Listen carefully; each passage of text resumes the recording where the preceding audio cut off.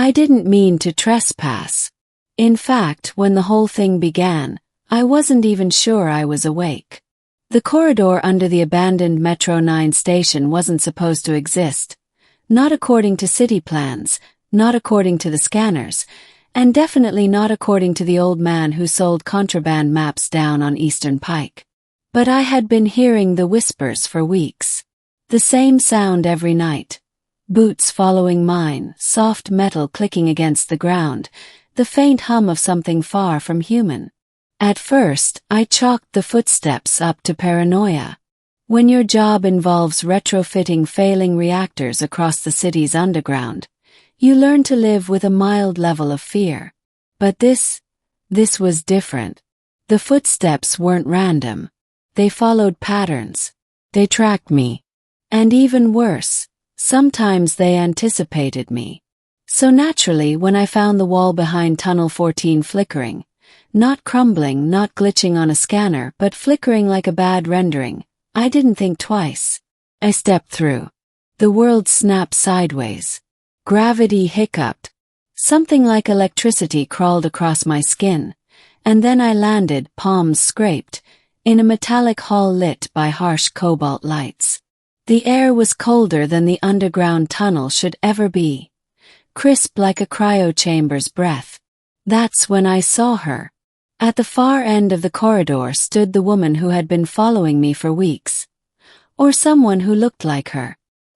Armored. Her eyes glowed faintly under the visor of a helmet that seemed grown from metal rather than forged. A crescent-shaped blade rested in one hand, and the other arm was wrapped in living circuitry that pulsed with iridescent light. We stared at each other for a full second, longer than any sane person would wait in a situation like that. "You entered the breach without authorization," she said, her voice amplified but smooth, as if spoken by a trained soldier. "Identify yourself, surface dweller." Surface dweller. That settled it. I'd trespassed into something far bigger than a forgotten tunnel. "Name's Cade," I managed. "And I didn't enter the breach. The breach entered me. I fell into it. Accidentally." Her eyes narrowed. "No one enters by accident." "You'd be surprised," I muttered. She approached, boots clicking with precision. Her armor glinted under the cobalt lights, etched with sigils I didn't recognize, shapes like star maps crossbred with circuitry. She moved with the confidence of someone who had never once second-guessed a decision. "I am Lyra of the Vanguard," she said. "Sentinel of the gate. You were not meant to cross." "Funny," I said, rubbing my arms to fight the chill. "Because you were definitely following me. For weeks." She paused. Her visor retracted with a soft hiss, revealing a face both young and ancient at the same time. Strong features, sharp eyes the color of plasma fire. "I followed you," she admitted, "to assess whether you would interfere with our operations on the surface." "Interfere with what?"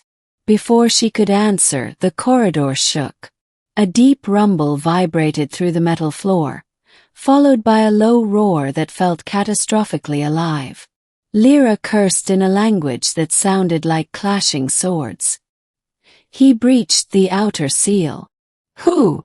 No time for explanations. She grabbed my wrist, pulled me with strength far exceeding human limits, and sprinted down the corridor. The hall opened into an enormous chamber, so vast it felt like the inside of a planet. Platforms spiraled down into a glowing abyss. Machinery hummed, pulsed, and breathed like a slumbering giant. And rising from the center was something massive. At first it looked like a creature of smoke and wires. Then the light shifted, revealing a form, humanoid but stretched, distorted, built from fractured tech and raw energy. Its eyes were empty sockets filled with swirling darkness. "What is that?" I whispered. "An Echo Titan," Lyra said, pulling me behind a column. "A corrupted remnant of an ancient defense unit. They deteriorate, lose sequence integrity, and become hostile to anything with a pulse. And it's loose because... She shot me a sharp look. Because you entered without authorization and destabilized the confinement layer. Oh, I said weakly. My bad. The Titan released another roar, the sound vibrating straight through bone. The platforms trembled. Lyra activated her blade. It unfolded into a luminous arc that crackled with energy. Stay behind me. Absolutely, I said, though I doubted anywhere near this thing qualified as safe. With agile precision, she leapt onto a descending platform, landing lightly despite her armor. The Titan swung an arm the size of a transport vehicle. She dodged, her blade slicing through the limb in a burst of digital static light. The severed piece evaporated midair. She fought like someone who had been carved for battle, grace and savagery wrapped in perfect efficiency. But even I could see she was being pushed back. The Titan reformed limbs as quickly as she cut them. Worse, every hit destabilized the platforms further. They were collapsing one level at a time. That's when I noticed the consoles lining the outer wall, pulsing in a rhythm I recognized. A reactor sequence. Failing one. If I could stabilize it, maybe the Titan would lose whatever corruption fed it. Lyra shouted. Buy me time. I can shut down the surge. She ducked beneath a sweeping limb. You are not trained to. Trust me. Reactors are what I do. She hesitated, just long enough for the Titan to lunge. She dodged, shouted something untranslatable, and then nodded sharply. I sprinted to the nearest console. The interface was alien, but the underlying logic was familiar. Power thresholds, containment ratios, sequence loops. Whoever engineered this place must have built on principles not unlike our own. The Titan roared again. Faster! Lyra yelled. I am literally doing this as fast as possible. The console fought me. Its controls resisted foreign input. I bypassed a lockout, rerouted a containment field, and slammed my fist down on the final command rune. The chamber blazed with light. The Titan froze mid-motion. Its form flickered, fractured, and dissolved into harmless streams of energy that drifted downward into the abyss like falling stars. Silence swallowed the chamber. Lyra, breathing heavily, retracted her blade and approached. Her armor sparked, damaged. She studied me with an expression I couldn't decipher. You saved my life, she said quietly. Shrug. You were trying to save mine first. I followed you because I suspected you were a threat, she said. But it seems I misjudged. You think. A faint smile tugged at the corner of her mouth. Brief but real.